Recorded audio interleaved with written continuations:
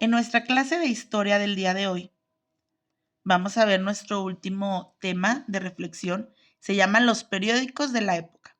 Y van a leer la información de la página 69 sobre la importancia de la libertad de expresión. Libertad de expresión es en nosotros poder decir lo que pensamos sin que nadie nos juzgue, sin que nadie nos critique. Entonces, antes a lo mejor no existía esa libertad, poco a poco se va dando. Y ahorita, bueno, vamos a hablar sobre eso. Y ahorita sí realmente hay esa libertad de expresión. Si ustedes pueden decir lo que piensan, pueden hacer lo que ustedes crean que es conveniente. Y como actividad van a contestar en su cuaderno las preguntas de investigo que están en la misma página. Entonces, primero vamos a leer. Si los periódicos de la época, escenario para las ideas y la caricatura. La libertad de expresión es un valor muy importante y actualmente se considera un derecho fundamental. La conquista de este y otros derechos fue posible en gran medida a la generación de liberales que gobernó el país desde la Revolución de Ayutla. Acuérdense que en historia vimos sobre liberales, conservadores, quién tenía el poder. Y vimos también las leyes de reforma que las ayudó Benito Juárez.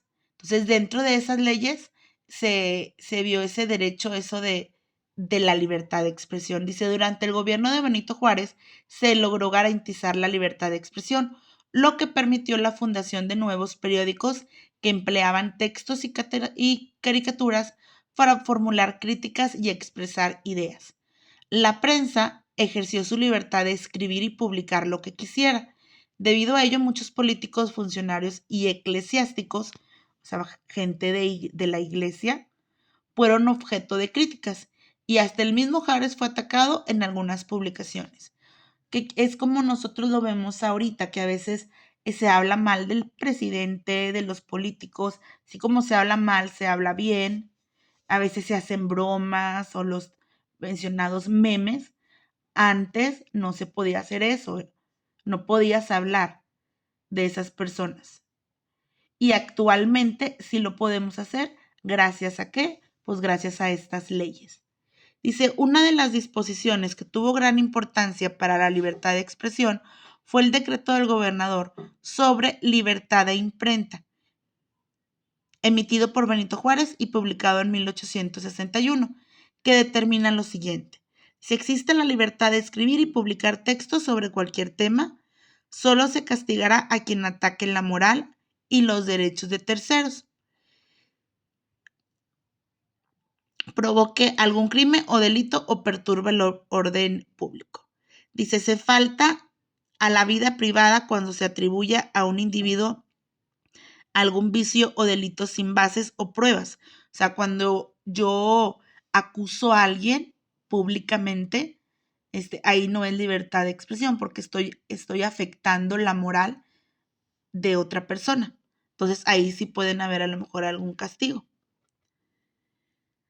Dice, cuando se defiende o se aconseja algún vicio o delito, cuando se ataca al orden público, cuando se alienta a los ciudadanos a no obedecer las reglas, a las autoridades legítimas o también a oponerse a ellas. O sea que sí podemos expresar lo que queremos, pero pues también hay que sin ofender o siempre respetando a los demás.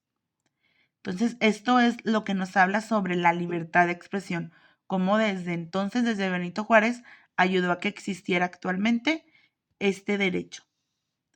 Y bueno, nuestra actividad es contestar estas preguntas. Dice, ¿cómo consideras que sería México si no tuviéramos esa libertad de expresar lo que sentimos, pensamos y queremos?